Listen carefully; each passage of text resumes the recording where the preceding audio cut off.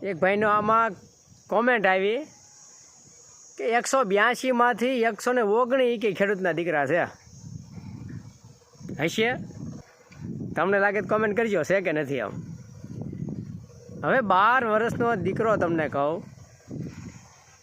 ખેતર ગયો અને એના પપ્પાની હારે એને ડબ્બામાં ભરી લીધો 12 વર્ષનો, અને પોલીસ સ્ટેશન લઈ ઠેઠ લઈ ગયા પાછા, અને પોલીસ સ્ટેશનની અંદર લઈ ગયા એ 12 વર્ષના દીકરાને. પણ આમ તો સલામ છે હોય એની હિંમતને, કે 12 વર્ષની ઉંમરે પણ એને ખબર છે કે આપણી આ મારી માં છે અને મારી માને મારે બસાવવાની છે, ધરતી માને. એટલે જો અવડા છોકરાનું પણ જુસ્સો અને જનૂન હોય ને તો એને કોઈ ન રોકી શકે, માત્ર 12 વર્ષ. એટલે હિંમતની એને સલામ કરવી પડે એ દીકરાને પણ.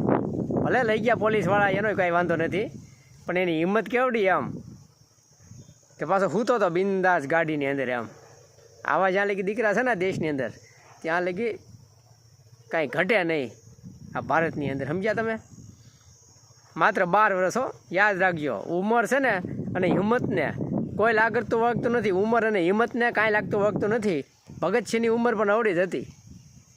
એટલે 12 વર્ષનો ભલે રહ્યો, પણ એ આપણે એક લડાઈ એક જ છે. જય જવાન જય કિસાન.